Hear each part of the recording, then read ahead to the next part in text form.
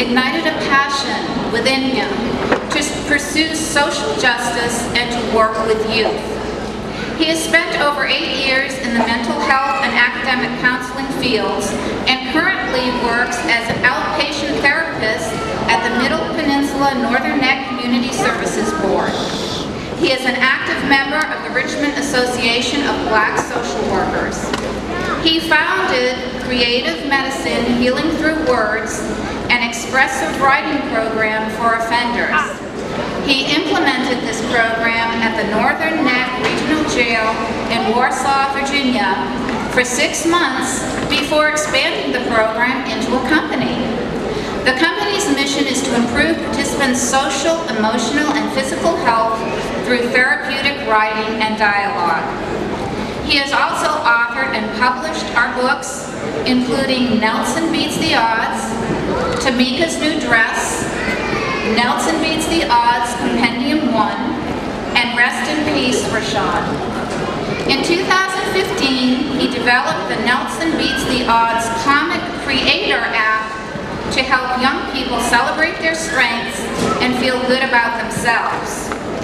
He has been featured on Fox and Friends Weekend, Michaela, NPR, Understood.org, and NBC 12 News. And now it is my extreme pleasure to introduce to you your graduation speaker for this evening, Mr. Ronnie Sidney II.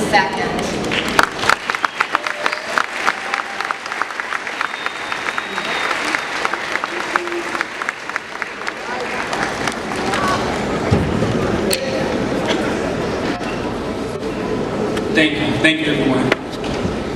First, I would like to show some love to the graduates here, and I want the crowd to give them the loudest round of applause you can.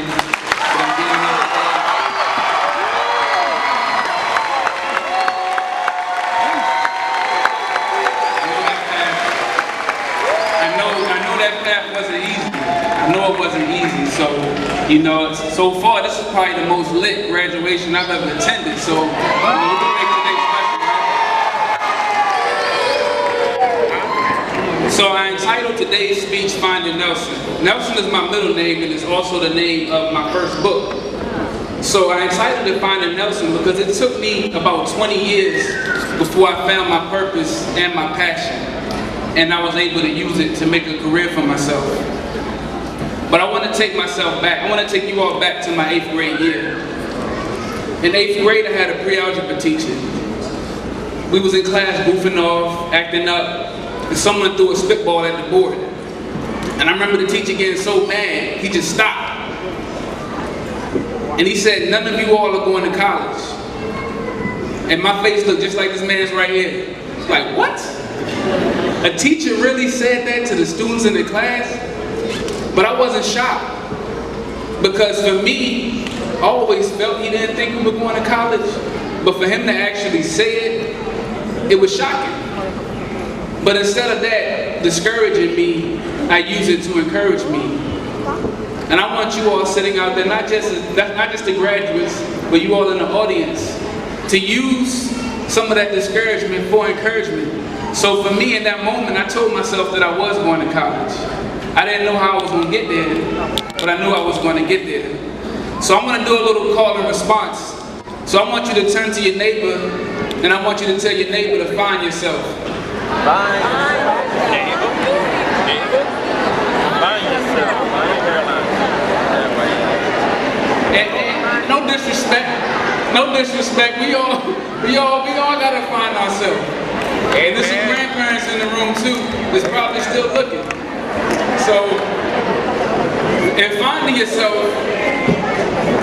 I want you to ask the question to yourself: who am I? Who am I spiritually? I also want you to think about who you are intellectually. What are your intellectual gifts? Do you plan on going to college? Do you plan on going out and getting a job? What do you plan on doing intellectually? Also physically, because taking care of your mind and your body is very important. All right.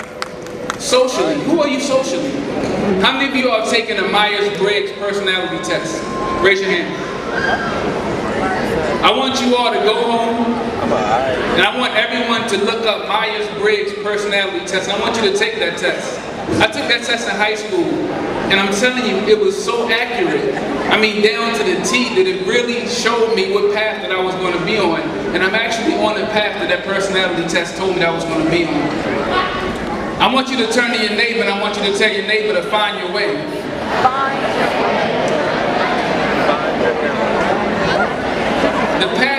The path that I was on, it wasn't laid out in front of me.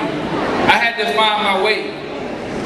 Some of you are on the path right now, you may be uncertain. When I graduated high school, for one, I don't know how I graduated high school with a 1.8 GPA. I should have stayed back another year and got that up. So when I came out of high school, I had a lot of anxiety. I didn't know where I was going. I couldn't get into any universities because no one accepted a 1.8 GPA, so I enrolled in community college.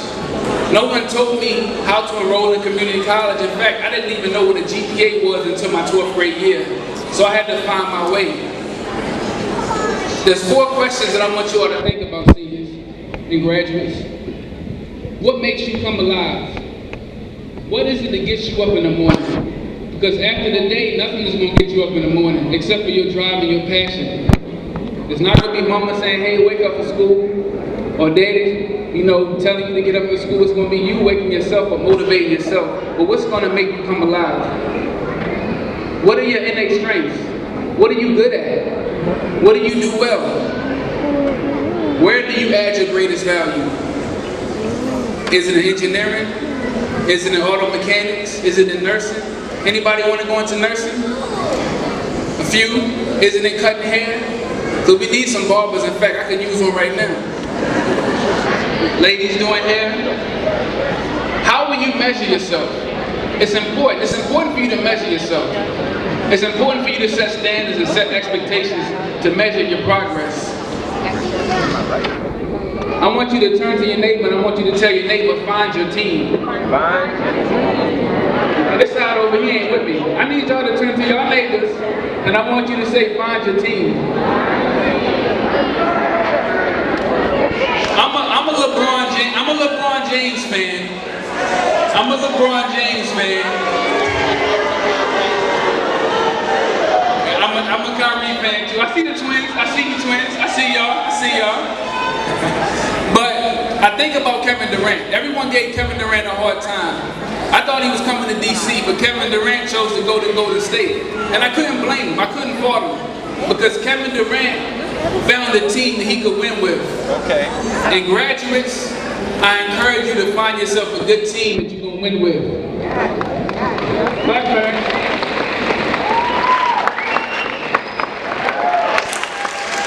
I remember when Kevin Durant won the MVP award, and his mother was on stage with him, and he turned to his mother. He was tearful. She was tearful. He said that you are the real MVP. I think about my mom. My mom was my star player. My mom died in May from cancer, unexpectedly. My mother was my biggest cheerleader. Even when I was in special ed, you know what I'm saying? Even when I was getting D's and F's on my report card. Even when those teachers was calling my house once or twice a week. And the school bus driver. I didn't even know the school bus driver had my number, but he was calling my mom too. But my mother never gave up on me. She was my biggest cheerleader. And to know that she's not here physically, but she's here with me spiritually. And it's important because some of you all may have lost parents, lost brothers, lost loved ones along your journey. And the further you go, you're going to lose some more people. So it's important for you all to find that team. Who's supporting you? Who can you go to for support? Some of your former teachers, my former special education teacher is still on my team. I graduated high school in 2001. I took her class in about 1996. And it went like this. My mother was jealous of her. That's how bad it was. But I still call her. She's on my team. I want the parents to stand up real quick. The parents, guardians, I want y'all to stand up real quick.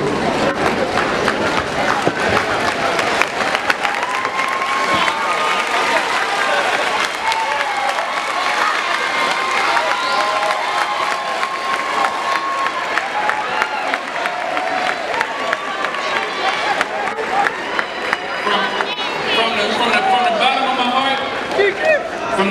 my heart, I want to thank you. I want to thank the parents and thank the guardians for raising some beautiful, intelligent, talented young people. When they walk across the stage today, they're not walking across the stage by themselves. You're walking across that stage with them.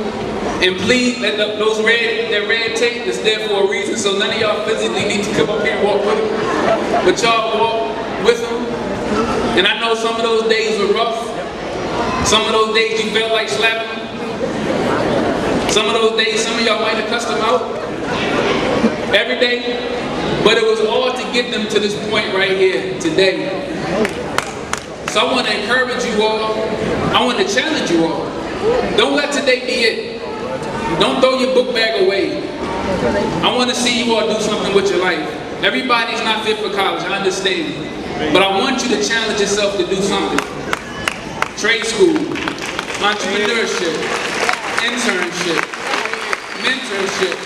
Find something. Find a way that you can use your talents. The thing that I hate most, because I'm a therapist too, and I work with court-involved kids, and that's a really challenging population to work with.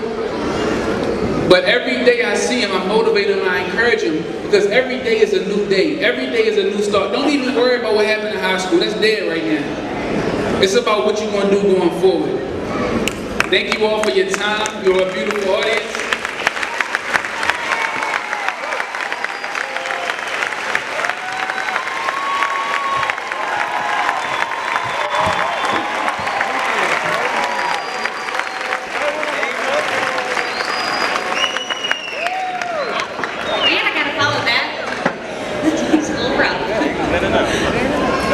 Good evening. Graduates, congratulations. You